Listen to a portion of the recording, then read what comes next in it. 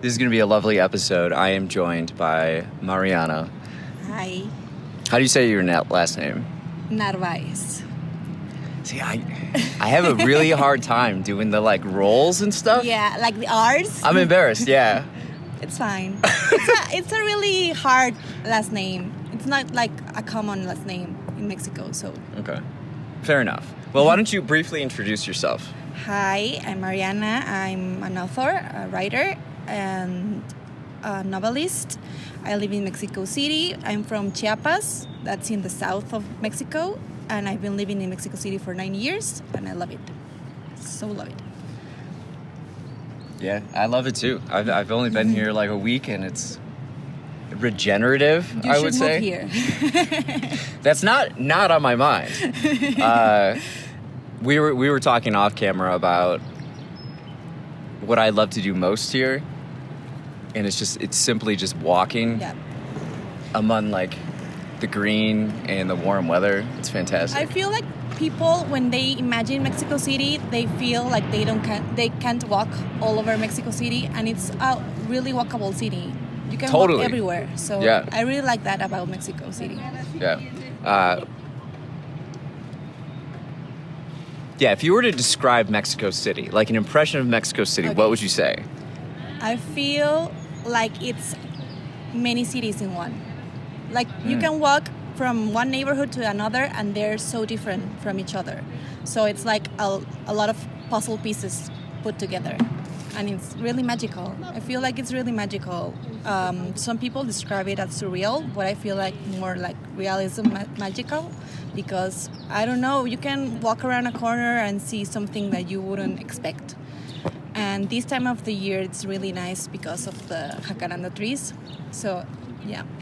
It's my favorite time of the year in Mexico City. Oh, this is a great time to be here then. Yeah. We're actually recording right behind the camera is railroad ties. We have it's not an abandoned railroad. It's just it's not used anymore. It looks like. And then there's trees that line it, and it's the what's the name of it? Jacaranda. The trees? Yeah. Jacaranda. They're like these purplish, pinkish flowers? Leaves?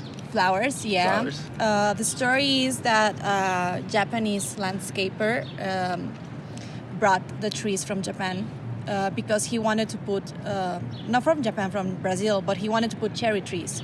But the weather from Mexico City wouldn't allow the cherry trees to grow. So he picked the jacaranda trees instead.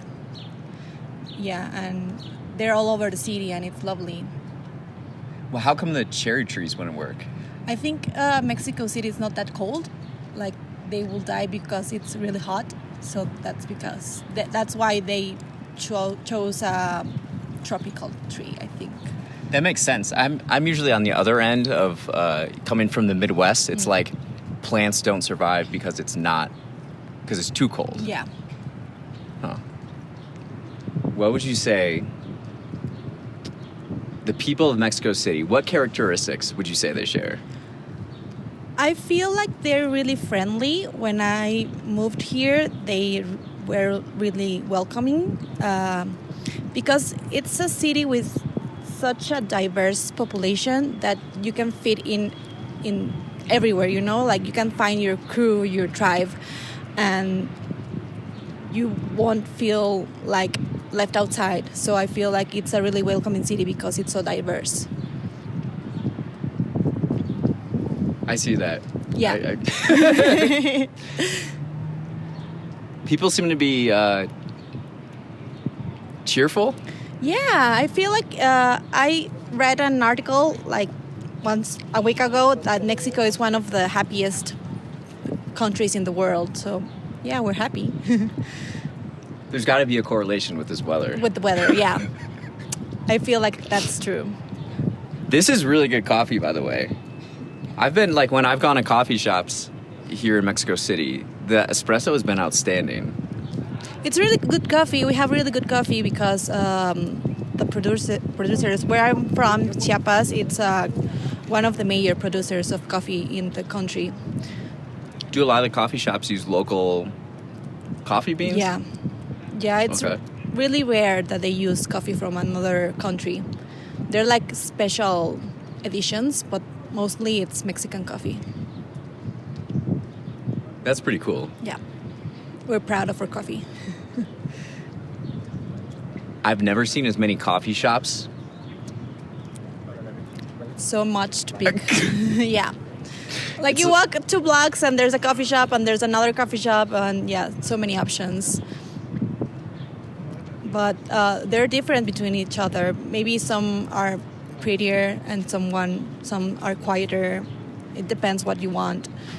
This one from Museo Jumex, it's really nice because it's next to the museum, so I feel like the atmosphere, it's nice and you can feel like you're not in the city because it has like a lot of plants and I don't know, I like it a lot. Yeah, we went to Eno. So people drink a lot of coffee here? Yeah, we drink a lot of coffee. And I feel like there's a lot of, this one is called Café de Olla, that it's coffee with cinnamon and a little bit of brown sugar and other That's spices. What you ordered? Yeah. It's my favorite coffee, so you have to try it. What's it called? Café de Olla. Wait, say it again. Café, like coffee. Café? De olla. De olla. Y olla, it's like olla. pot. Olla is like a pot. So they make it like in this huge pot, like clay, I think. Oh, really? Yeah. So it picks up some of those like earthy tones? I went to a spot yesterday. I really enjoyed it. Like you said, there's like plants all over. This one was kind of like, I'm staying in La Condesa, so there's it seems to be a lot of nomads there. Yeah. And so there's like working spaces. So at this place, and I made the mistake I ordered an Americano rather than I just like tasting the espresso. But the Americano, I didn't know how big it was. It was just like gigantic. So it was like watered down, and I don't like the watered down as much. My dad has that problem when we go to have breakfast because he doesn't like the coffee pot coffee. Yeah. He likes like this espresso machine one, so it's always trouble with him. Oh. He likes his coffee strong. Yeah, same here. At my Airbnb, I have one of those like Mr. Coffee makers, and I have some ground coffee, and I make that in the morning. But then I like go anywhere else, and it's like, oh my gosh, this tastes way better than what I drank this morning. Oh man.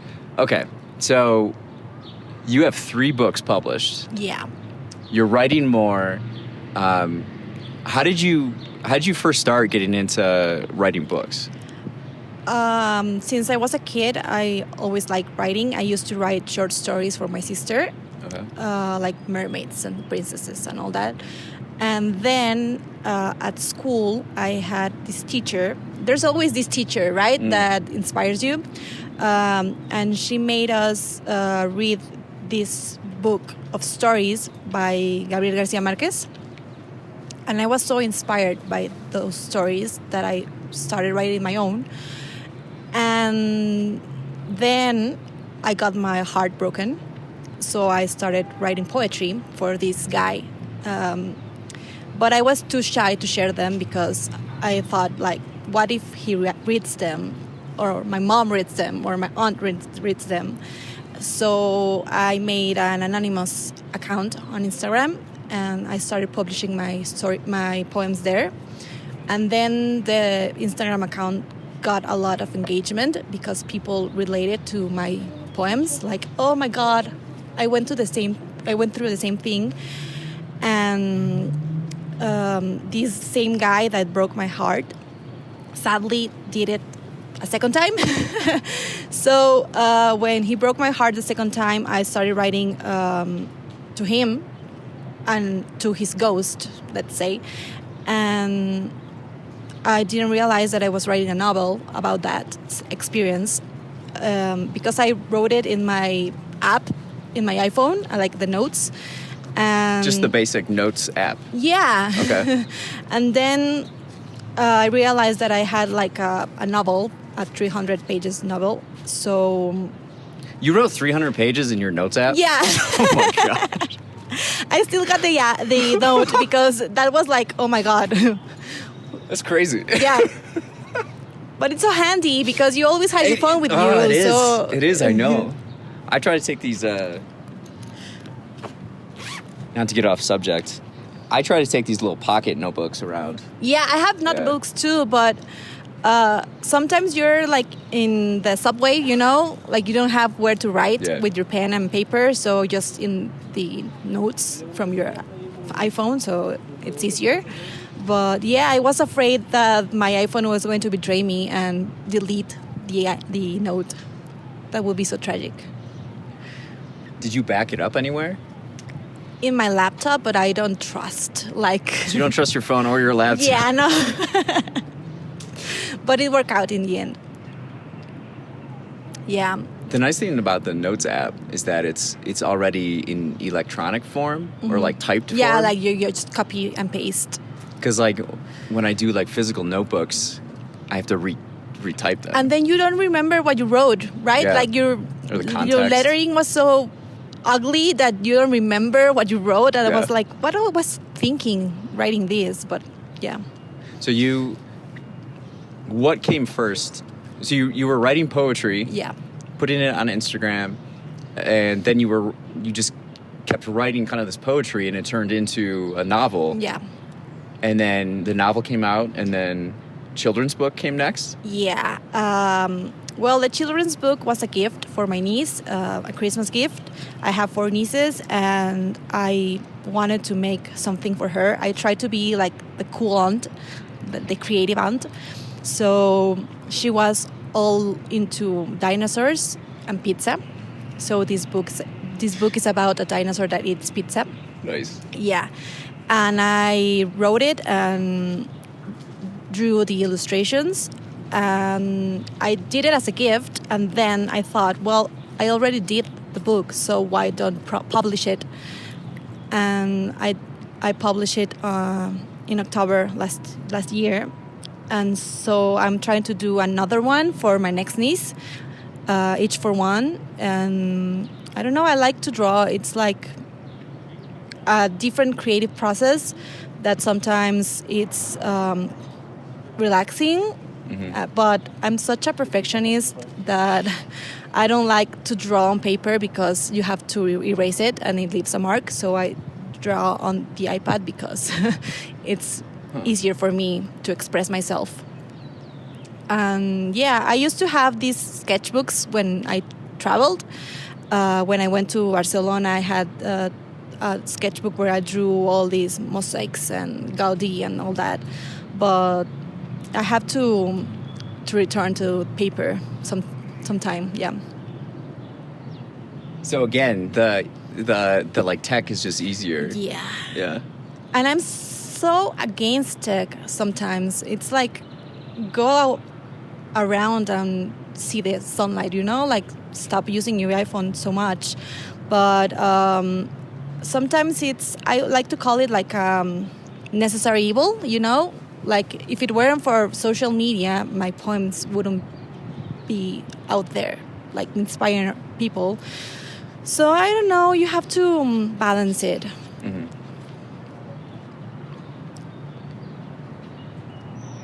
From what I've gathered of you, you're a very like thoughtful and intentional person. Yeah. From the way you dress to the photos you take to the drawings that you do. Yeah, I feel like everything is a statement and a sign. So I'm all into what does like giving a meaning to everything, you know, like being that person that gives a meaning to everything, and you have to create like a character for yourself because that's what people will remember about you, you know? Like you can be a writer, like a basic writer, and everyone will forget about you, but the way you dress, what you publish, what you say, how you treat people, it's what people will remember. You have a very distinct, it's memorable, I would say, you know?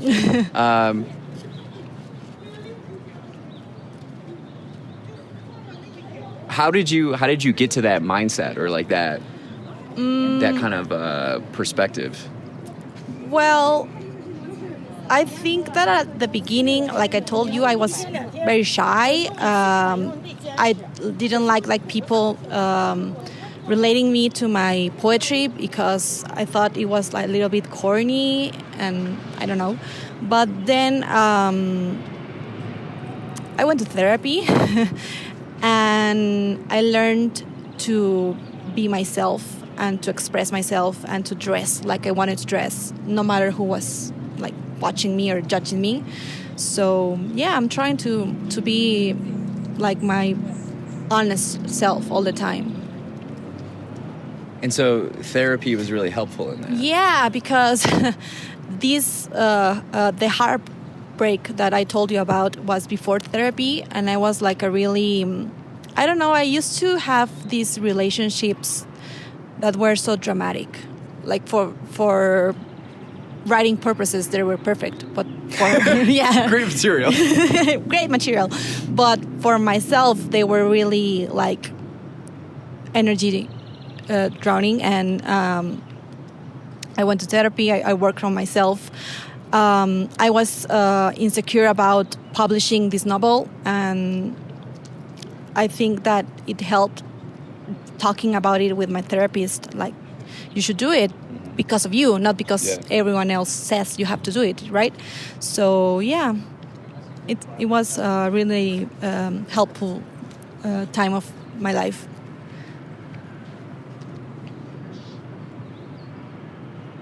So you develop this kind of like thought process of expression. It could have been in Mexico City this week, or it was in Chicago the day before I took a flight here. But I saw a sign that's had a sticker on it or some graffiti that said, "Not every sign is a sign." Oh, good sign. So if you're coming from a perspective of like, you know, everything can be intentional and be used to express oneself, someone from the outside could feel that being exhausting. Do you ever feel that way? Or is that... Yeah. Or what would you say to that person? I sometimes try to let go of so much pressure and so much like symbolism because it's exhausting. I used to publish at an exact time because I used to say it was a sign, but slowly I let go of that because it's so exhausting, like all the time being conscious of where you walk, where you put your next step, right? So I'm a really methodic person, and I am so organized, like in everything, traveling, and sometimes like my boyfriend, he's like the kind of guy who says, live in the moment, right? Like he buys his plane ticket a day before the trip. Oh, wow. Yeah, and it's so stressful, but I've started to learn that you need to balance that, right? And let life surprise you from time to time. Huh. Would you say there's a difference between a writer and an author? Yeah, I think everyone can be a writer. Like maybe we all are writers, right? Because we are constantly writing, even an Instagram post.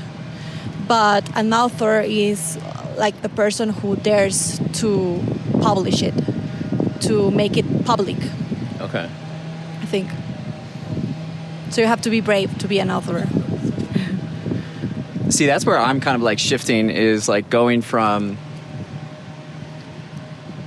identifying myself as a writer and shifting towards author. Because like you said, like writing, like I write every single day.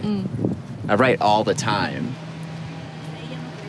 But so could anybody else. The author gives it a little bit more oomph to it, right? Yeah. Those who there are authors. Like, you have to be brave. You have to put yourself out there and share with people, I think, because you can't be an author without a community, right? Like, okay. I feel like your novel or your poetry book is dead until someone reads it. Like a book can be in a bookshop for a long time, and what happens if no one picks it up or reads it, right? It's like the analogy of the tree that falls in the forest. Does it really exist? I don't know. Now we're getting philosophical. Philosophico? Yeah. Is that Spanish? What's the Spanish word for philosophical? Filosófico. Philosophical. Similar. But then what? But if you're an author, isn't it like putting it out there? That's the brave part?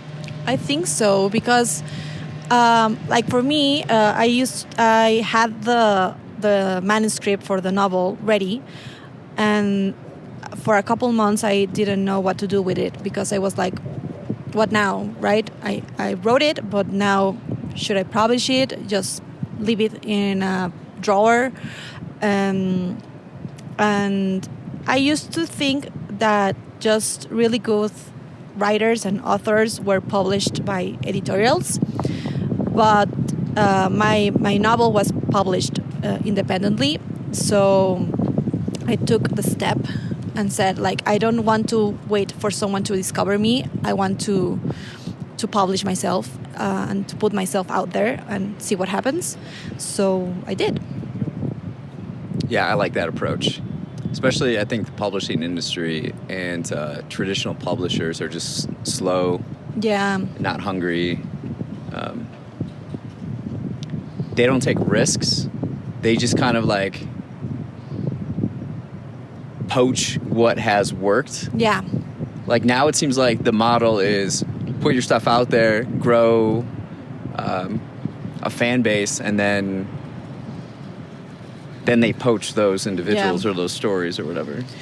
And right now in Mexico, there is like a boom of independent bookshops, editorials, authors. So I think it's a really nice place to publish yourself, because you will feel welcome. Yeah. I've noticed a lot of bookstores. I just get intimidated because I can't read it. Even yours, like I'm looking through at your books and I'm like, I don't know what this says. But yeah, I wrote a novel recently, and I got raked over the coals by my editors. And then I was like stunned for like 3 days. Okay. Just like I spent every morning writing that for months, and now I'll have to like start from scratch again. Oh my God. But it's also invigorating at the same time, because like that's why they were there, you know. It's like to I had that same moment, because I hired an independent editor. And you feel like your novel is perfect, right? Because I wrote it, so it's perfect. So then she read it and she was like, you're missing something here, you need to write something here, this doesn't work. So it's like you have to be humble. Oh yeah, and it can be humbling. Yeah. It's a certain personality, like the editors. I think they get a lot of joy in critiquing and like judging and stuff. Do you have any? Are there any authors out there that have inspired you, or other artists that have inspired you? Yeah, there's this author. Her name is Sofia Segovia. She's a Mexican writer, and she has this novel that you can read because it has an English edition, and it's so, I don't know, so magical. And the way she writes is like magic realism, and she's from the same college that I went to, the same university. So it's so inspiring. It's inspiring to see where she is now. Like it's like I want to be her, right? Yeah, and you're following in those footsteps. Yeah. What's the book about? It's about a town in northern Mexico where this little boy appears, and no one knows where this boy came from. And he can, like, I don't say talk, but he's really good with bees. And a lot of mysterious things happen around this boy.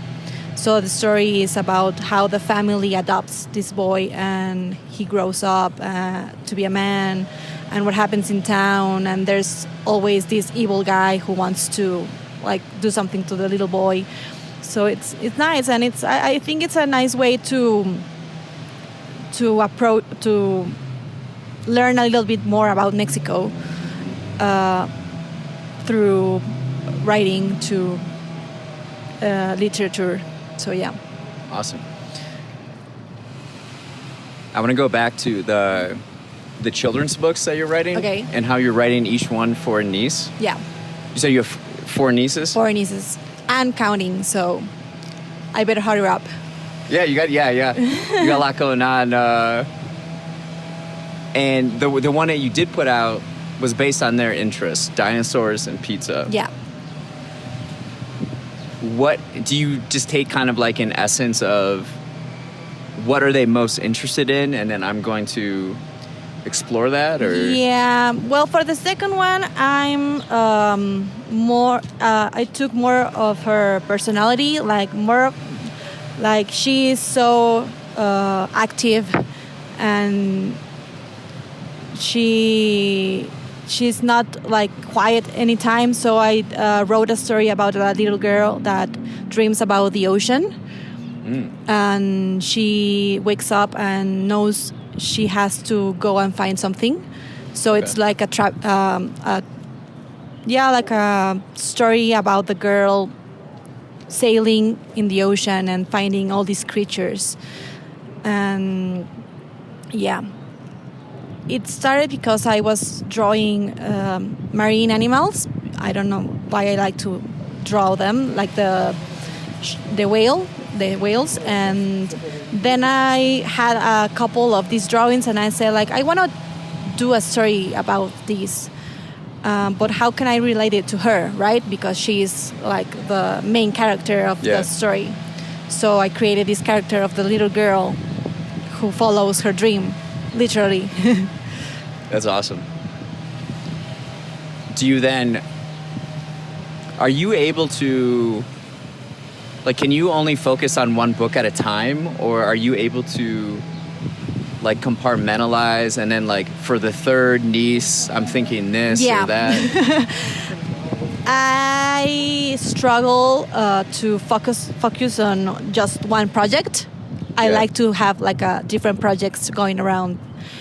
And sometimes it can be hard because I'm doing this project and I'm already thinking the next one. So I have like all these ideas going around. And like right now I'm thinking about that book, and then the second novel, and then another poetry book, and then some merch with poetry. So yeah, I have a lot going around. I think we're very similar in that sense. We're like, a lot of people will point out to authors and they want you to just stick in this lane. Oh, you're either a novelist, or you're a children's book author, or you're a poet. But I like to explore like all facets and explore ideas through the form that is most appropriate to that idea. Yeah. But I feel kind of similar to that, where I've got all of these things kind of like all over the place. How do you focus on like getting them done? Like, what is that process like?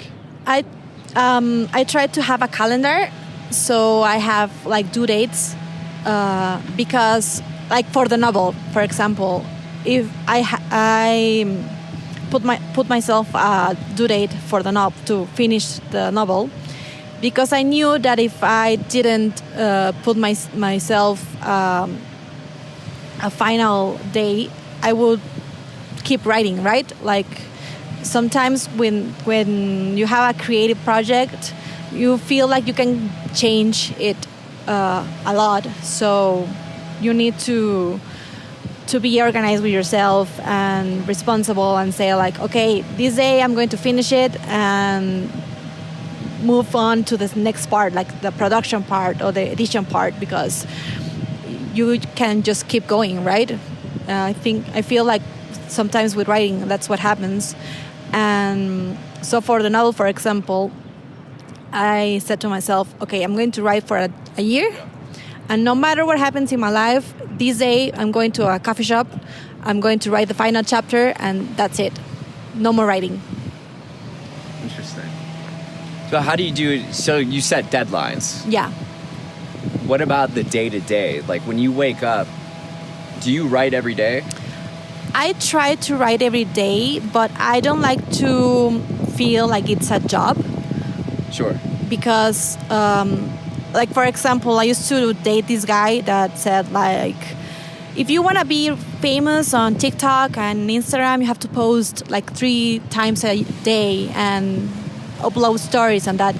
And I was like, I don't want to do that because it changes into a job more than real inspiration, you know? And I want to write because I like to write and I like to share what I write, not because I must do it.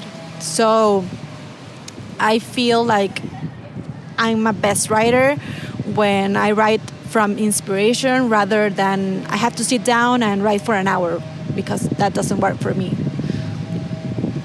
Do you then, I get that, do you, to make sure that the writing gets done, do you have like an idea in your mind of like every week, do you have writing goals or anything like that? Yeah, I try to put my goals for myself. Like, for example, for this second novel that I'm writing, I try to say, okay, it has to be done this date, so I have to write 2 chapters a day. Sometimes I don't get to write the 2 chapters, but having a goal helps me to just stop fooling around, because sometimes I feel like I have all this time in the world and I need to focus myself and say, okay, no, you have to finish it, because spoiler, this novel is about my grandparents. Okay. So it's a huge deadline, like grandparents, you know, like anything can happen to them. That's very true. And what happens if they don't read the novel? So that's my deadline, right? So you're like, I need to write this. Yeah, fast. So yeah. Because you never know. You never know with any of us at Yeah. the same time. And that's what's beautiful about writing too, is you can put all your thoughts down and then it can be discovered later too. Yeah. Like with the novel, I didn't know that I was writing a novel. I was just writing in my notes. At the beginning, I thought maybe it's just a poem or a short story. And because it was my dream to write a novel. My grandma always said to me, like, when are you going to write a novel? Like, I like your stories and I like your poetry, but you must write a novel. And I struggled a lot with like how I'm going to write 300 pages. I think it's a lot. But then this happened and it actually wrote itself, because I was writing daily, like a little bit, so it wasn't that hard.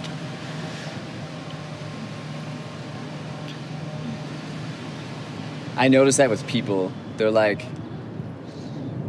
they view the novel as like, oh, you're serious now. Yeah. You know, like the poetry, the children's books. Yeah, if you don't have a the art. novel, you're not a writer. Yeah. You must have a novel. Yeah. That's funny.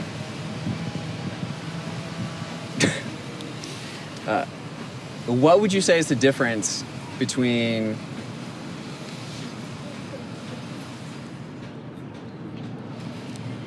like writing something that is average, good, and great? I feel like you must be open to critique. Okay. Because you can feel like you're a really good writer, and then someone else reads it and it's like I like it, but I don't understand it, or it's missing something. So I'm always open to critique. My sister, I always say that my sister is my main editor, because sometimes it happens that I feel like I wrote something great, and she reads it and she's like, oh, it's okay, but I feel like you can improve it, right? And I'm like, ouch, but thanks, because sometimes you need to open yourself up to people reading you, because you need this community of people that can make you be better. That's a valuable asset to have. Yeah. Like a sibling that you like trust enough, or even like just like someone in general you trust enough to just give you fair feedback. Yeah. So critique, being open to critique. Yeah. That's what can jump something from good to great. Yeah, I was in like creative literature workshops, and I remember the first time I brought a short story to the class to be read and critiqued, and I was like so mad because they destroyed it. And I was like, oh my God, I thought it was good. Yeah. And I realized the story didn't work, and I rewrote it, and I kept going, and then I wrote a story that got published in that workshop. So yeah, you have to be open to always be learning, and don't feel like you have reached your most perfect writing. Yeah.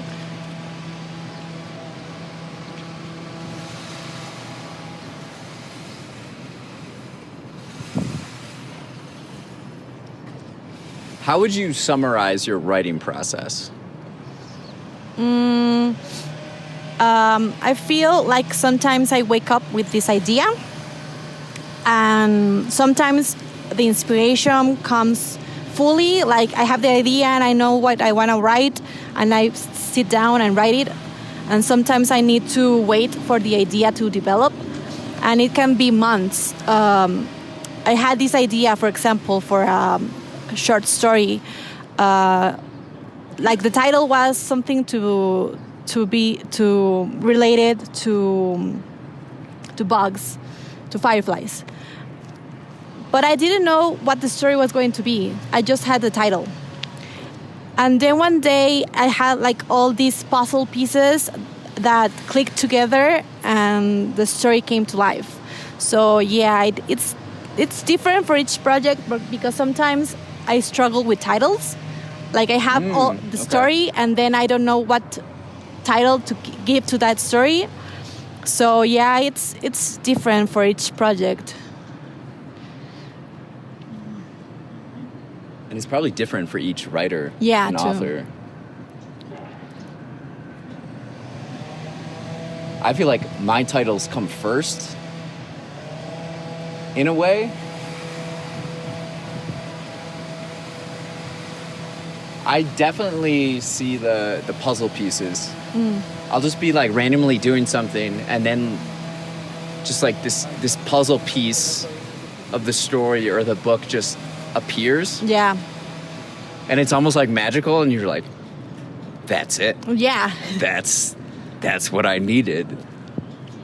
And it's the space, the breathability of it, right? Yeah, you have to be patient, because I feel like sometimes we are, like with social media, we are now used to always everything being so immediate, and we have forgotten to wait. And sometimes you need to wait for this idea to improve itself. And yeah, because for example, for my second novel, I wrote a manuscript like a couple years ago, and I didn't like it.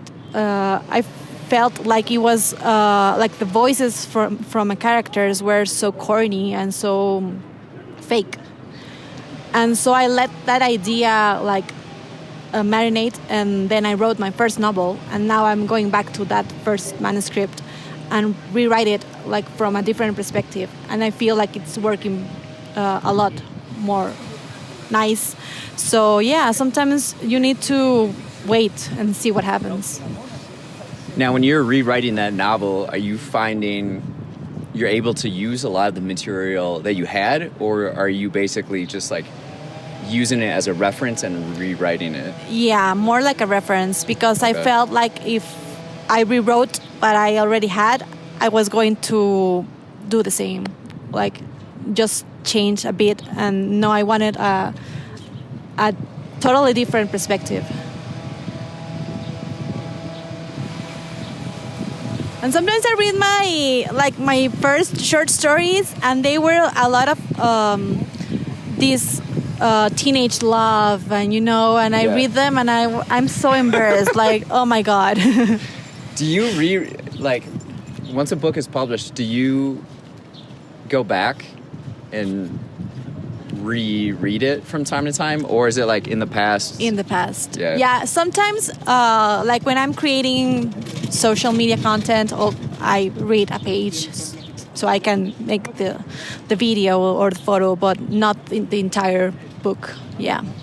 I don't know, I feel weird. Like even listening myself in interviews or videos, I feel weird. I don't like it. Do you think that's common with most artists? Maybe. We have this, I don't know, we don't like to put ourselves out there that much. I don't know, I feel it's because I feel like our work speaks for itself, right? Like you can know us better if you read us than talk with us. I don't know, like sometimes I feel like people reading my novel can know me better than some people that are in my life. I don't know. Because I was so honest, and it's like really raw material, like everything I felt, I put it in the novel. So yeah, like my mom, when she read the novel, she was so angry with me. So angry. She was like, how could you tolerate this guy? Like, because the novel is like 100% autobiographic, so she didn't know the entirety of the story until she read it. So she was like, oh my God, like she told my boyfriend, don't read it. You're going to be so mad if you read it. Yeah, like don't read it. It's so well written, but the story, it's so maddening, Huh.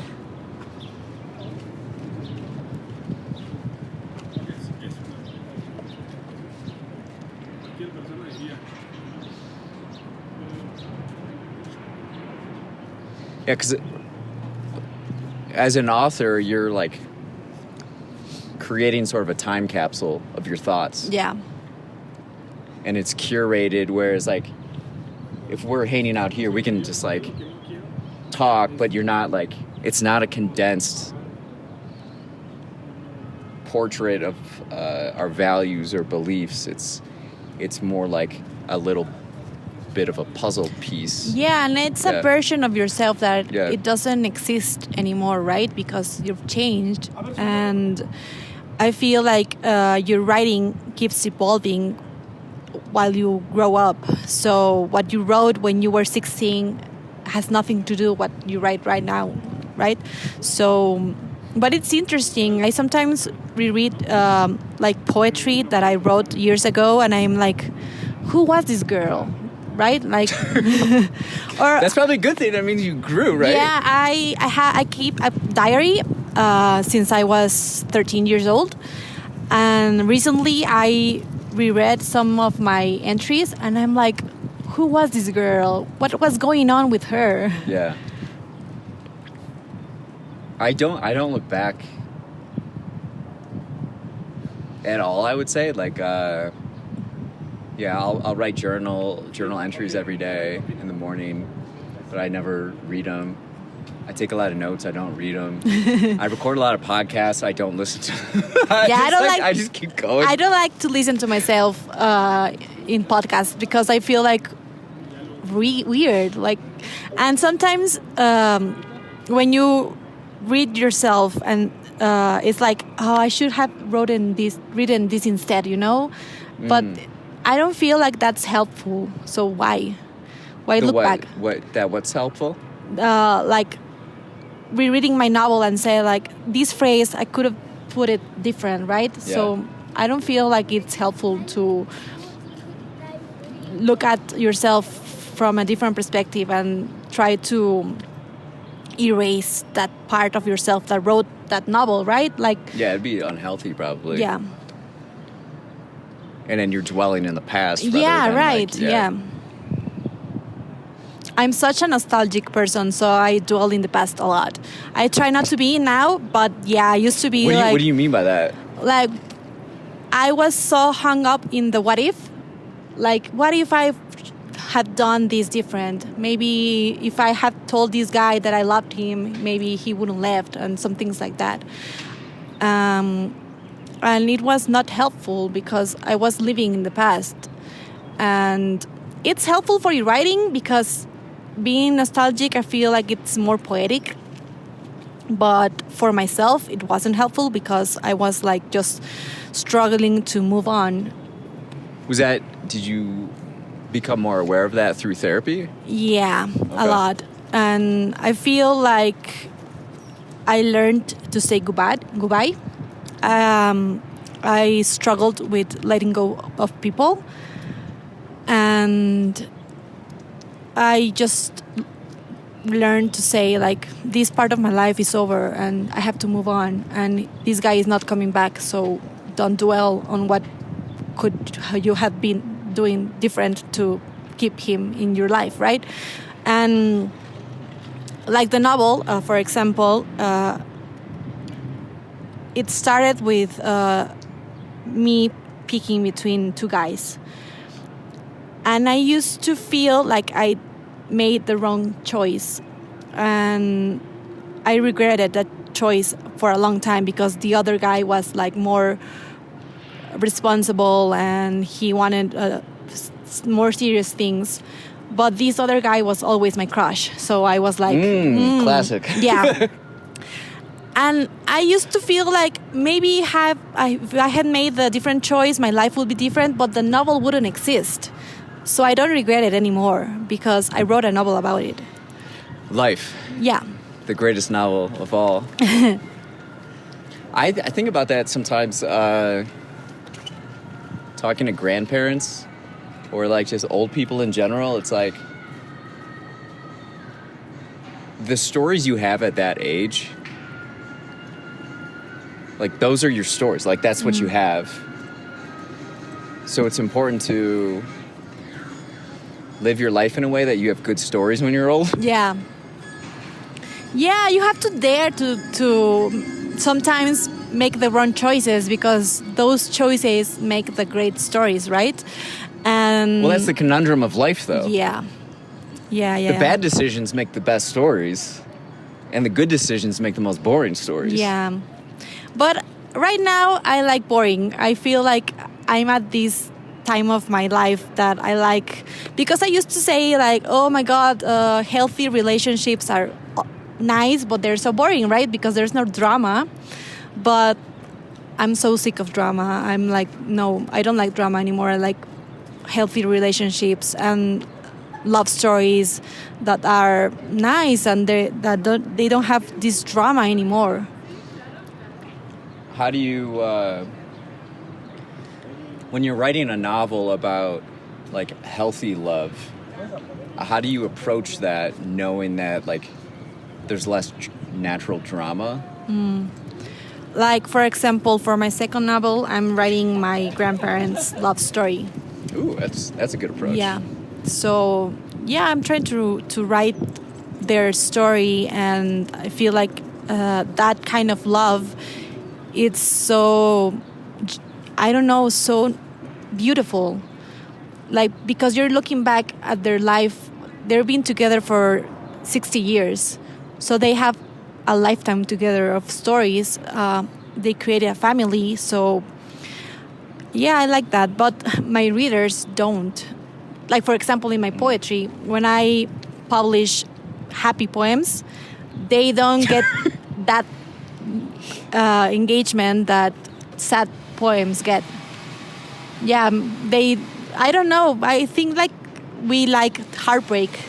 I don't know. Maybe we read more poetry when we are heartbroken than when we're happy. Yeah, or like the best art comes from a place of suffering. Yeah. Or destruction, or yeah.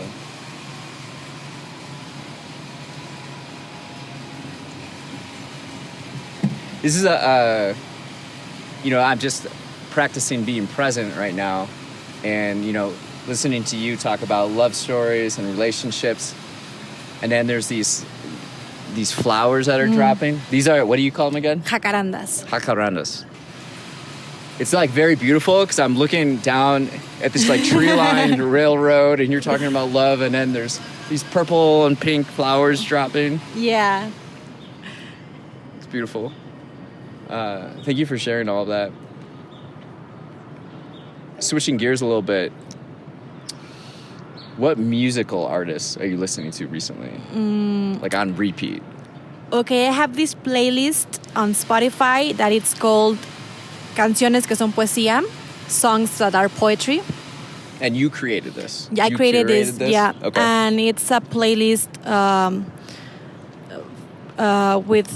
filled with Spanish-speaking artists that sing in this way that I feel like it's poetry. So I don't know. I like their lyrics, and it has artists like Kobe Quintana, Natalia Lafourcade,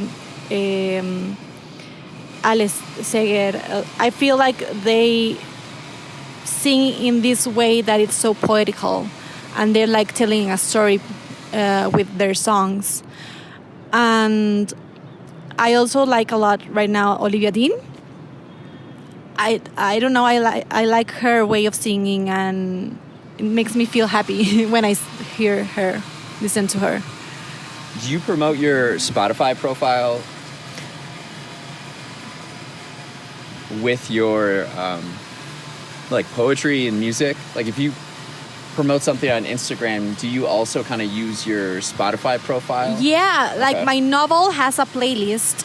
So when you buy my novel, it comes with a postcard, and the postcard has a QR code that goes to my Spotify playlist. Okay. So when you're reading the novel, you can listen to the songs that appear in the novel. And I also have this playlist that I have created with my followers, that it's songs for a sad Sunday. So when you're missing someone on a Sunday, what do you listen to? And people have been filling this playlist with their songs. So it's a very diverse playlist. That's a good way to phrase it, like a Sunday playlist. Yeah. Sunday's good. I don't know what's about Sundays that they're so nostalgic, and they're so like, you start missing something. Like on Sunday afternoon, you start like feeling this sadness. I would identify it more as like a peacefulness rather than a sadness, but yeah, that's where I'm coming from. What are you curious about recently? I'm curious about, I don't know, like different artists, not just writers, but artists in general. I like to discover artists from all over the world, and I feel like this time of our life, Mexico City is filled with those kind of people. Like a lot of people are coming to Mexico City, and Exhibit A. Yeah. And I don't know, I feel like knowing people and meeting people like different makes you inspire yourself. Yeah. Like there's something about each people that can become part of your characters for your novel, right? So I like to walk around and see the city, and like maybe that guy in the bike will become a scene on my novel, right? Because you need to go and put yourself out there and be inspired. You can't write just being in your house and not go around. That's a very like author writer thing to say. Like, 'cause the job is almost to be aware of what's happening and like in the world. And unless you live in some place where there's people constantly coming and going at random, you kind of have to like be outside to find those characters. Yeah. Like I sometimes, when I'm in the subway or walking around the city, I see an interesting person and I just write their characteristics, you know, because I'm like, oh, that's such a unique person that is just a character from a novel, brought back to life. So I'm like, I must write, and maybe it will appear in my novel like a person, just a random person, but I think it enrich your novel because it makes it more real. Totally. Okay, last question for you. Mm-hmm. What energizes you for the next year? Over the next year?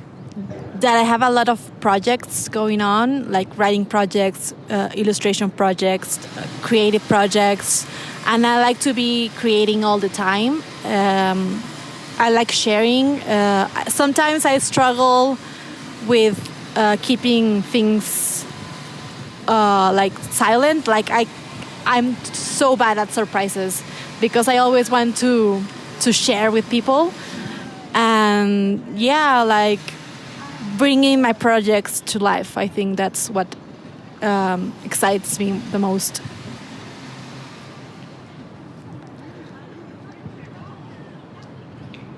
I love that. Mm-hmm.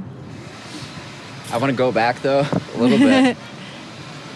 And like working on multiple projects. Do you ever like, sometimes I'll set, like I'm so sporadic and I can't focus on one idea or like one project to focus on in this moment. Do you ever just like set a timer on your phone for like a half hour or an hour and you're like, I'm only going to do this? Yeah, because there are projects that require more time to get done. So you have to hurry up. So like for the novel, for example, it took a year after I wrote it to be published. So if you don't focus yourself, it will never get done. And there are projects that are more playful, right? Like totally, you can keep going and keep creating and it doesn't matter. So yeah, I try to make a to-do list for my daily agenda. So I like crossing things from my list. I feel more productive. Nice. Classic. Yeah. Classic. That's awesome. Well, thanks for taking time out of your day and your writing schedule to thank you. Sit here with me on this beautiful day in Mexico City. What neighborhood is this? Granada.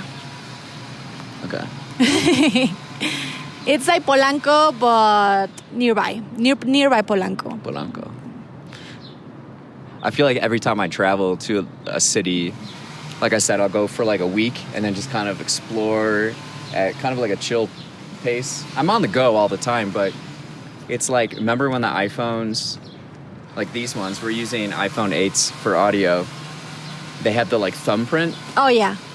And then first when you set up the phone, it asks you for the big main one, right? Yeah. And then it's like, oh, twist it here, contort it there to like fill in the thumbprint.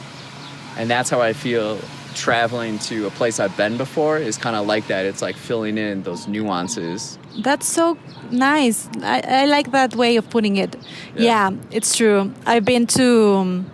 recently, I went back to Victoria in Canada. Okay. And it was a place I used to live for 10 months. And it felt so different. I felt like I was in a different city. Like, I don't know. Every time you come back to a city, it adds up to your experience of that city. Like when you meet a person for the first time and then you keep meeting them. Yeah, exactly, yeah. Cities are like people. They're very nuanced. There's a lot going on. It's very complex. Yeah. What's your favorite technological device that you own? Oh my God. Recently I've been into analog photography, and I have a very basic camera that I bought on Amazon. And I don't know, I like it because you never know it's going to happen to that photos. Like, I've been taking photos for a month, and I don't know if they're going to come up well or like not well at all. So it's a surprise. So this is like actual physical film? Yeah. Okay. What about digital device? Oh my God. My phone and my notes. The app. What phone do you have? It's an iPhone 15. Because I like to take a lot of photos, so Yeah, same. yeah, I like to have it all the time in my hand and take photos of everything. That maybe you are never going to see that photos anymore, but I don't know, I like to capture moments. Yeah, moments. I noticed the Apple store is right there too. Yeah. We're like across from the Apple store. I like this area. Is this like a more the business area? Yeah, business area, but there are like 2 museums around. The aquarium is across the street. Oh wow. There's a theater. So yeah, it's nice. Yeah. Well, thank you again for being here. I really enjoyed this conversation. Thank you. Yeah. It was nice meeting you, and thank you. Welcome to Mexico City.